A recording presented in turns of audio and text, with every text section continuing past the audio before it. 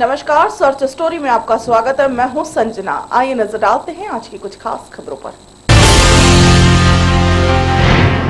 असम की 65 और पश्चिम बंगाल की 18 सीटों पर आज पहले चरण में वोटिंग हुई। सुबह 7 बजे से ही मतदान की प्रक्रिया शुरू हुई। लोगों की लंबी कतारें तमाम बूथों पर देखी गई। असम की 65 और पश्चिम बंगाल की 18 सीटों पर आज पहले चरण की वोटिंग हुई। सुबह 7 बजे से ही मतदान की प्रक्रिया शुरू हुई। लोगों की लंबी कतारें तमाम बूथों पर देखी गई। पश्चिम बंगाल में सुबह 7 बजे से शाम 4 बजे तक मतदान हुआ। इसके साथ ही असम में सुबह 7 बजे से शाम 5 बजे तक मतदान किया गया।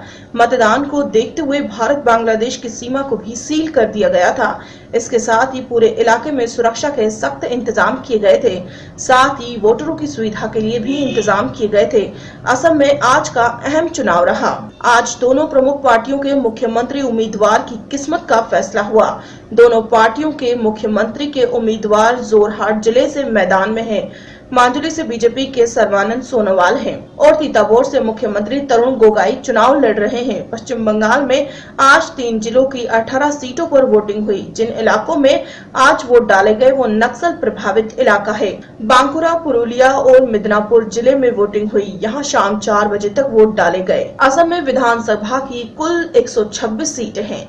यहाँ दूसरे चरण की वोटिंग 11 अप्रैल को होगी। इस बीच पश्चिम बंगाल के हावड़ा में बीजेपी उम्मीदवार रूपा गांगुली के सामने ही बीजेपी के 2 गुटों में जमकर मारपीट का मामला सामने आया। हालांकि गांगुली ने कहा कि हम मामले को सुलझा लेंगे। ब्यूरो रिपोर्ट, पश्चिम बंगाल। पीडीपी प्रमुख जम्मू कश्मीर में महबूबा मुफ्ती ने मुख्यमंत्री पद की शपथ ली। महबूबा मुफ्ती ने 22 मंत्रियों के साथ शपथ ली। बीजेपी के निर्मल सिंह ने दूसरे नंबर पर शपथ ली। महबूबा मुफ्ती जम्मू और कश्मीर की पहली महिला मुख्यमंत्री बनी है। जा रहा है वफादारी और फर्ज शनासी के साथ अंजाम दूंगी और ये कि मैं हर तरह के लोगों के साथ बिला किसी खौफ या जानबदारी, लगाव या अदावत के आईन और कानून के मुताबिक इंसाफ करूंगी। मैं मजीद खुदा के नाम पे हल्फ उठाती हूँ कि मैं बिल वास्ता या बिला वास्ता किसी शख्स या इश्खास को किसी मामले जो मेरे ज़ेरे गौर लाया जाए जिसका मुझे बतौर रियासती वजीर इल्म हो कि इतला नहीं दूंगी या उसको जाहिर नहीं करूंगी, मां सिवाय ऐसी सूरत के जबकि मुझे ऐसे वजीर की हैसियत से फराइज की बाज़ाब्ता सरअंजाम दी के लिए ऐसा करना मतलूब होगा। संविधान और विधि के अनुसार न्याय करूंगा। मैं ईश्वर की शपथ लेता हूं कि जो विषय राज्य के मंत्री के रूप में मेरे विचार के लिए लाया जाएगा अथवा मुझे ज्ञात होगा उसे किसी व्यक्ति या व्यक्तियों को तब के सिवाय जबकि ऐसे मंत्री के रूप में अपने कर्तव्यों के समय निर्वहन के लिए ऐसा करना अपेक्षित हो मैं प्रत्यक्ष अथवा अप्रत्यक्ष रूप नहीं करूंगा।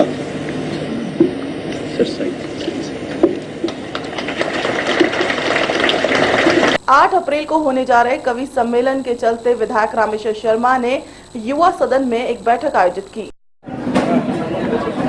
कर्मश्री संस्था की हमने यह बैठक आयोजित की थी क्योंकि 8 अप्रैल गुड़ी पड़वा चेती चांद जिस दिन भारत का हिंदू नववर्ष भारतीय नववर्ष की शुरुआत होती है, विक्रम संवत्सर की शुरुआत होती है, उस दिन अखिल भारतीय कवि सम्मेलन विगत 14 वर्षों से लगातार आयोजित हो रहा है।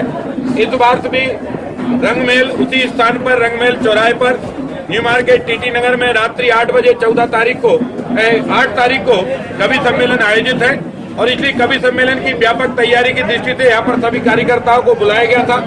कुछ व्यवस्था के संबंध में उनसे बात की थी, कुछ व्यवस्थाओं का वितरण किया गया है और 8 अप्रैल को जो कवि सम्मेलन व्यापक और विशाल होने वाला है जिसमें हरिओम पवार, सत्ताराम सत्तन, मदन मोहन समर और तमाम जो कवि इसमें उपलब्ध आने वाले हैं, इन कवियों को वहां पर सुने, बैठने की व्यवस्था बुजुर्गों की, माता बहनों की, नौजवानों की। इस कवि सम्मेलन के माध्यम से आप सब एक दूसरे को अपने फेसबुक, ट्विटर पर भी नव वर्ष की बधाई और शुभकामनाएं दें, जिससे भारत का नया साल पूरे दुनिया में जोश खरोश के साथ मनाया जाए और भारतीय को ये गर्व हो कि ये जो साल मना रहा हूँ ये किसी की देन नहीं बल्कि ये अपने पूर्वजों का साल है। इसको मनाकर वो अपनी संस्कृति को याद कर रहा है, अपनी सभ्यता को याद कर रहा है, अपने देवों को याद कर रहा है और अपने वीरों को और अपने मातृभूमि और भारत माता के बेटों को वो विनम्र पुष्पांजलि। मध्य प्रदेश के देवास नगर में एक अद्भुत ऐतिहासिक धार्मिक वातावरण देखने को मिला। सिंहस्थ के पूर्व देवास में सिंहस्थ सा अनोखा नजारा दिखाई दिया। मध्य प्रदेश के देवास में रविवार 3 अप्रैल को देवास नगर में एक अद्भुत ऐतिहासिक धार्मिक वातावरण देखने को मिला। सिंहस्थ के पूर्व देवास में सिंहस्थ सा अनोखा नजारा दिखाई दिया। मां चामुंडा, मां तुलजा भवानी के पर्वत टेकरी के करीब 5000 से अधिक श्रद्धालु भक्तजन एवं विशाल संख्या में मातृशक्ति ने मां के जयकारों के दिव्य अवधोष के साथ झूमते नाचते गाते हुए परिक्रमा की। लोग हाथों में भगवा ध्वज लिए हुए थे, जिससे संपूर्ण माहौल भक्तिमय नजर आ रहा था। इस विशाल परिक्रमा यात्रा में भारत के प्रसिद्ध विभिन्न मां की शक्ति स्थलों से लाई गई पवित्र जोत विशेष श्रद्धा का केंद्र थी। नगरवासियों ने इन जोतों के दर्शन कर अपने को धन्य किया। मां की जोत को सुनिश्चित रथ में विराजमान किया गया। रथ को श्रद्धालु अपने हाथों से खींच रहे थे।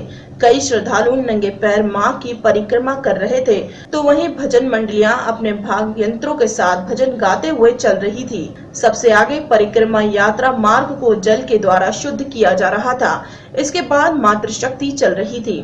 भजन गायक द्वारका मंत्री एवं अनूप जैन के सुमधुर मां के भजनों पर श्रद्धालु जन जमकर थिरके। माता टेकरी की प्रकृति प्रदर्शित करती हुई झांकी चल रही थी, जिसमें राष्ट्रीय भक्ति का संदेश देते हुए भारत माता के हाथों तिरंगा फहराया जा रहा था। मां के जोत रथ को खाटू श्याम सेवा समिति के श्रद्धालु अपने हाथों से खींच रहे थे।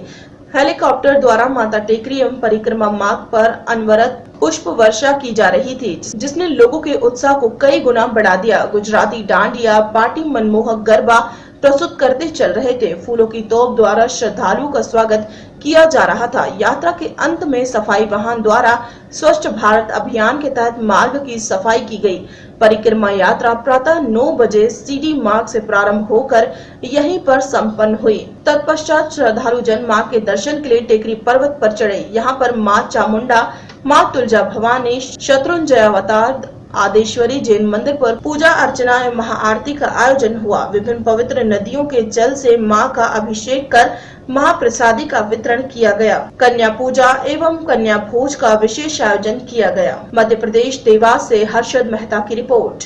विश्व पर्यटन नगरी खजुराहो की आबादी कुल 20,000 मात्र है। खजुराहो में रोजगार का 90% लोग पर्यटन पर ही निर्भर है। विश्व पर्यटन नगरी खजुराहो की आबादी 20,000 मात्र है। खजुराहो में रोजगार का 90% लोग पर्यटन पर ही निर्भर है, चाहे वो होटल्स, दुकानदार, पथ प्रदर्शक, गाइड, यहाँ तक कि किराना की दुकान भी पर्यटन पर निर्भर होते। अगर विदेशी पर्यटक से लोगों को अच्छी कमाई होती तो इसका फायदा किराना दुकान तक भी होता। मध्य प्रदेश शासन भी खजुराहो के टूरिज्म को प्रमोट करने के लिए कई तरह के प्रयास करता है, ताकि सैलानी यहाँ आए पर्यटन के क्षेत्र से जुड़े लोगों को रोजगार मिले। Government of India ministry of culture archaeological survey of India के डायरेक्टर जनरल ने कल शाम नोटिफिकेशन जारी कर विश्वोदय स्मारक खजुराहो में प्रवेश शुल्क 2 गुना बढ़ाकर विदेशी पर्यटक 250 से बढ़ाकर 500 रुपए कर दिया और भारतीय जनता का 3 गुना प्रदेश शुल्क 10 से 30 रुपए कर दिया। इस प्रकार बढ़े हुए प्रदेश शुल्क से केवल विदेशी पर्यटक ही परेशान नहीं हुए,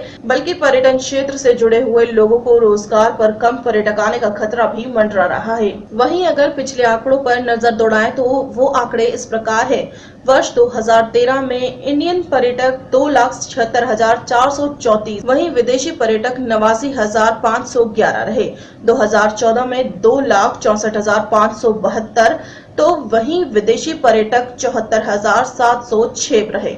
और 2015 के आंकड़े इस प्रकार है। 2,79,467, वहीं विदेशी पर्यटक 65,034 रहे। इस वर्ष के आंकड़े अभी नहीं आए, लेकिन इस वर्ष 2013 से तुलना करें तो 30 से 40% विदेशी पर्यटक कम हुए हैं। यह आंकड़े भारतीय पुरातत्व विभाग के टिकट बिक्री पर आधारित है। Don't go inside. Because they charging a lot money? Yes. How much you paid? 500, and that's too much for this temple. Go on the other side, it's free. It's good.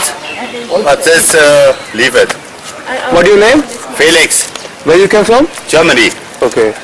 Goodbye. What do you think? Just we want to interview. Valid for the whole day because it's so hot. We can go back and come back again in the evening. They are not. This ticket valid for the one entry only. I know.